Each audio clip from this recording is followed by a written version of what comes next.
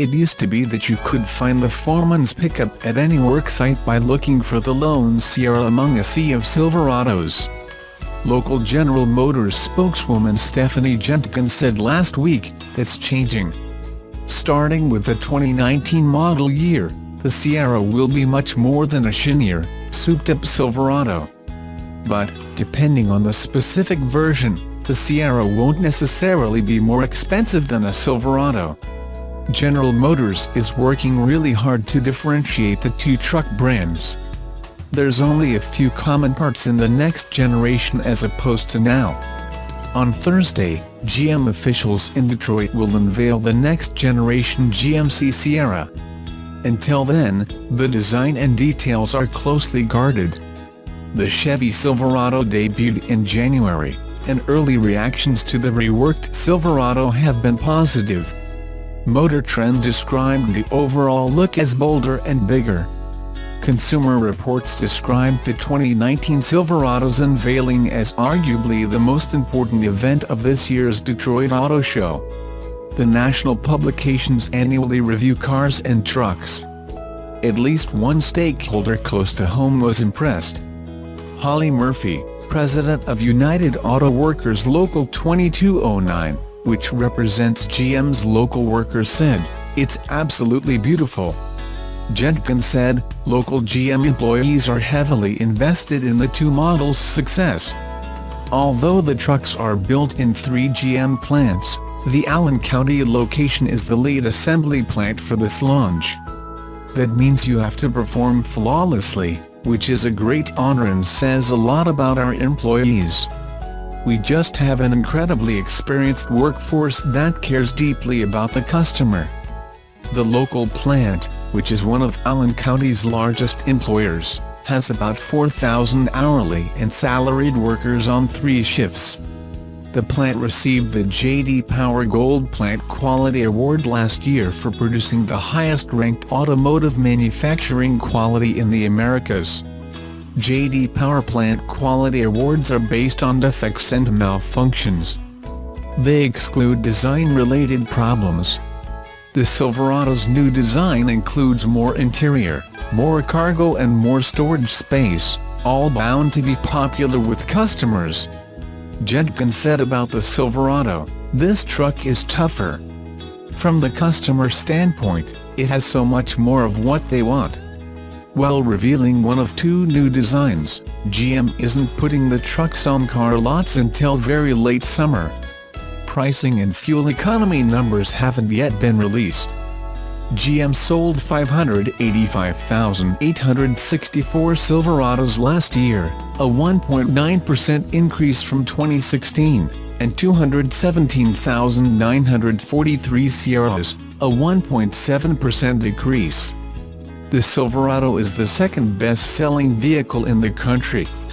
Only the Ford moves more units with its F-150 pickup.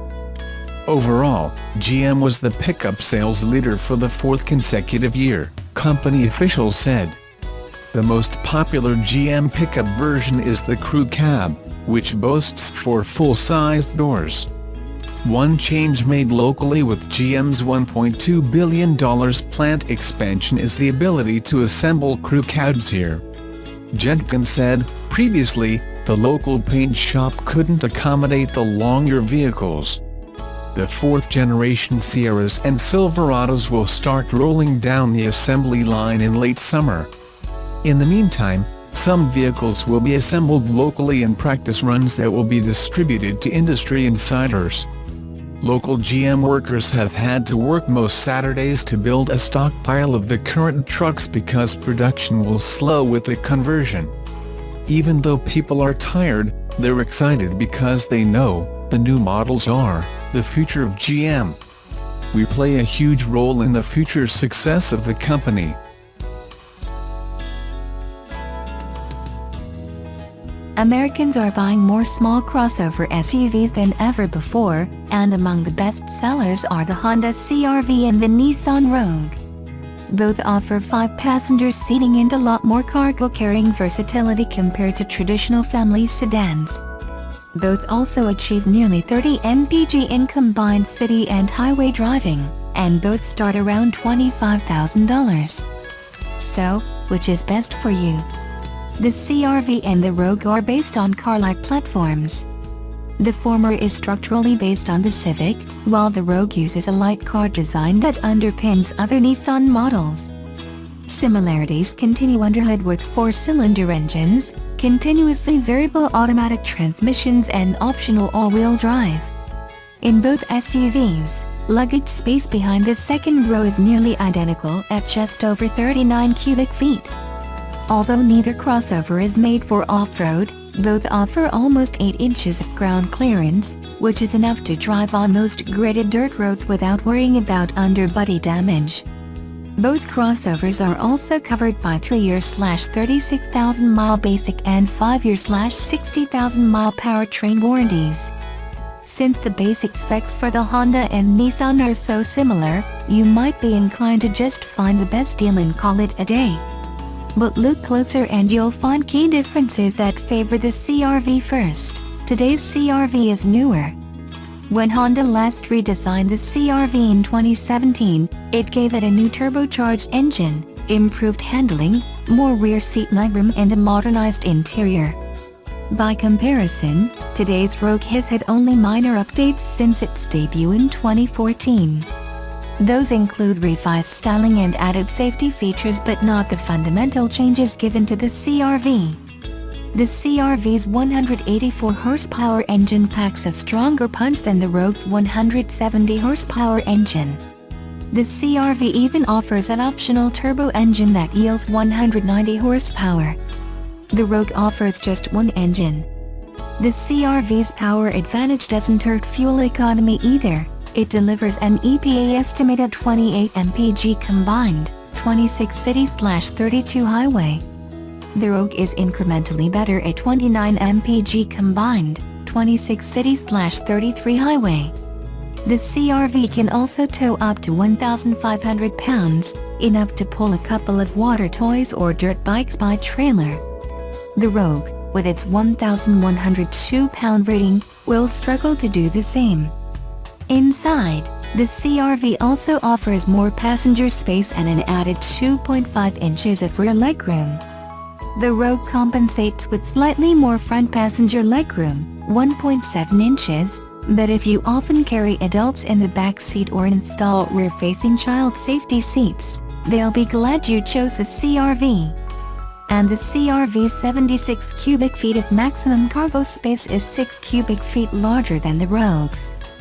The 2018 CR-V also outmatches the Rogue in other areas. The Honda's recent suspension update tightened up the car's handling, reducing its tendency to lean through turns. It's no sports car, but it feels firm and confident. Take the Rogue into turns at similar speeds and it will feel soft and wobbly in comparison. Both crossovers offer surprisingly upscale interior materials and similar technology features, starting with 7-inch touchscreen displays and Apple CarPlay and Android Auto smartphone integration. But the CR-V beats its rival in safety technology with a full complement of driver aids on its X model, the trim just above the base level. Those features include collision warning, automatic emergency braking, lane departure alert and lane keeping assist. The Rogue has some of these features as standard, but others are reserved for the top SL trim. The Rogue has one key advantage over the CR-V. It offers an optional third-row seat that allows you to carry 7 passengers. It's a worthwhile consideration if you occasionally need to carry an extra passenger or two, although we've found the third row too cramped for adults on all but the shortest drives. The Rogue's front seats, designed using NASA-inspired technology, are exceptionally comfortable. The difference between the Rogue's seats and those in the CR-V isn't stark, but if you're sensitive to seat shapes and plan to log long miles, it's worth trying both. Seat comfort can be a deal-maker or breaker. Given its larger passenger and cargo space, enhanced technology, and better performance and handling, the 2018 Honda CR-V claims an edge on the 2018 Nissan Rogue. You also get more driver safety aids at a lower trim level. The Rogue is Nissan's top-selling car, so we don't expect fundamental changes soon. But this is a competitive segment that evolves quickly. We'd expect Nissan to polish some of the Rogue's rougher edges in the next couple of years, making it a tighter race among these two top rivals. Unless you need the Rogue's third row, the CR-V is by most measures the better crossover.